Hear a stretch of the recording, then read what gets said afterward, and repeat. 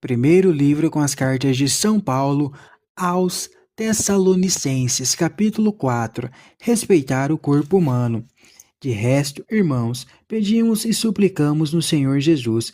Vocês aprenderam de nós como comportar-se para agradar a Deus. Vocês já se comportam assim. Continuem progredindo. Vocês conhecem as instruções que lhes demos.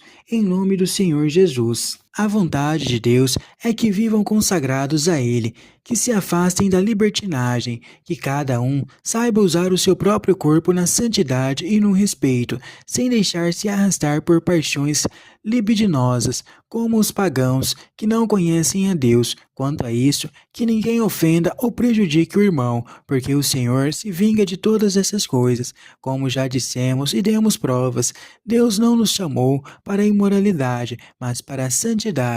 Portanto, quem despreza essas normas não despreza um homem, mas o próprio Deus, que dá o Espírito Santo para vocês.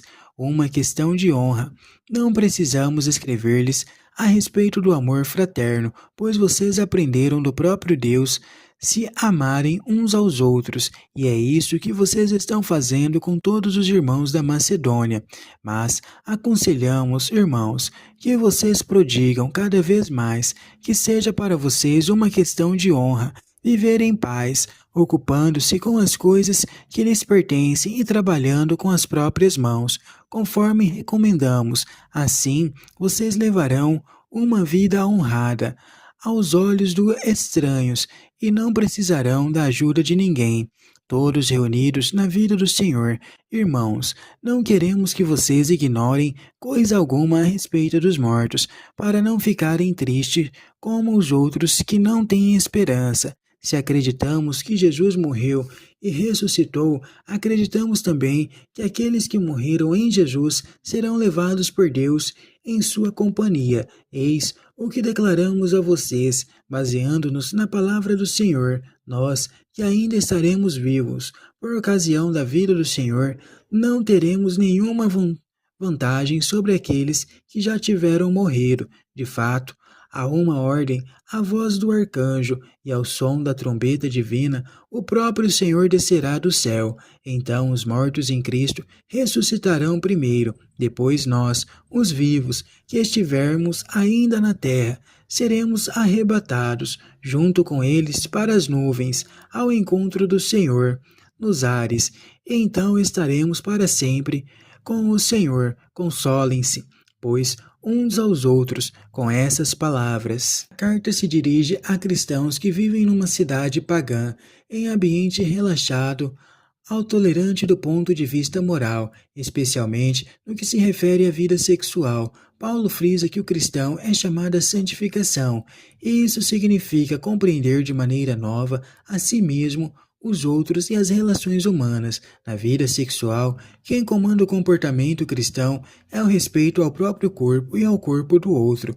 O cristão é convidado a descobrir o valor do corpo que foi criado por Deus e é chamado a praticar na ressurreição.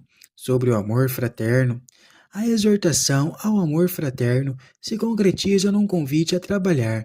Paulo está provocando mudança de concepção vigente nas cidades gregas. Aí, o ideal era trabalhar apenas 2 horas por dia, o que supunha viver na dependência do trabalho dos outros. Assim, trabalhar para o próprio sustento torna-se questão de honra. Para o cristão, é também a sua possibilidade de contribuir para o bem comum e de repartir os bens com os menos favorecidos. Paulo tenta resolver dificuldades certamente relatadas por Timóteo. Parece que os Tessalonicenses receavam que os cristãos já falecidos não iriam participar parousia ou manifestação final de Jesus. O apóstolo afirma que não será importante estar entre os mortos ou entre os vivos. A ressurreição de Cristo é promessa e garantia da ressurreição dos mortos. Os mortos, portanto, ressuscitarão e se unirão aos que ainda estiverem vivos, a fim de formarem um só cortejo, ao encontro do Cristo glorioso. Todos os fiéis estarão com o Senhor para sempre.